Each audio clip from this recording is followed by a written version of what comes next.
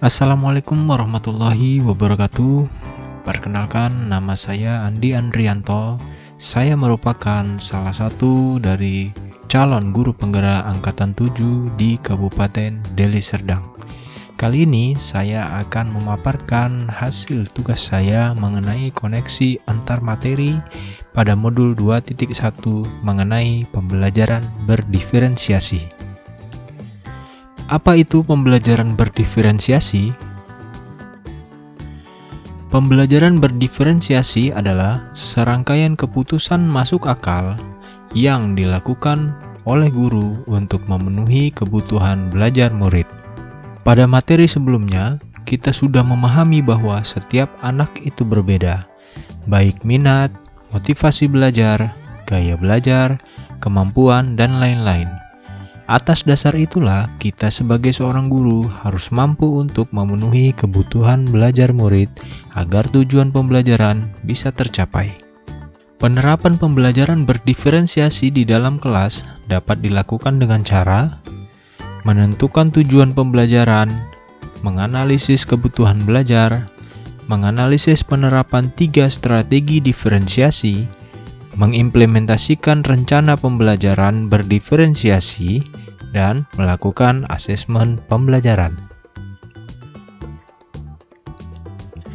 Agar guru dapat melaksanakan pembelajaran berdiferensiasi dengan baik, maka guru harus menganalisis kebutuhan belajar dengan cara pemetaan kebutuhan belajar murid berdasarkan 3 aspek, yaitu kesiapan belajar, minat belajar, dan profil belajar. Kesiapan belajar.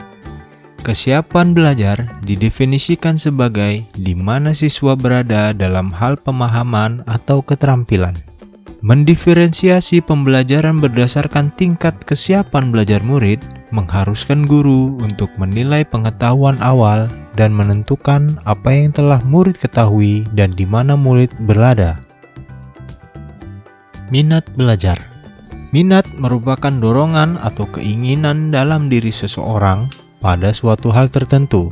Minat merupakan salah satu motivator penting bagi murid untuk terlibat aktif dalam proses pembelajaran. Dan perlu diingat bahwa minat murid itu berbeda-beda dan bisa berkembang seiring dengan berjalannya waktu. Profil belajar. Profil belajar murid berkaitan dengan lingkungan yang berhubungan dengan suhu, tingkat aktivitas, tingkat kebisingan, jumlah cahaya, dan lain-lain. Budaya yang berhubungan dengan kebiasaan sehari-hari, gaya belajar yang berhubungan dengan cara murid untuk menggunakan inderanya dalam memperoleh informasi yang terdiri dari visual, auditori, dan kinestetik. Multiple intelligence yang berhubungan dengan kecerdasan majemuk.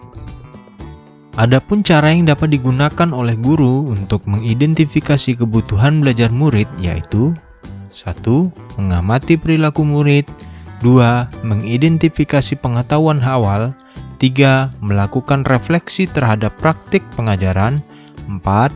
Berbicara dengan guru murid sebelumnya, 5. Berbicara rapot murid dari kelas sebelumnya, 6. Menggunakan berbagai penilaian formatif dan diagnostik.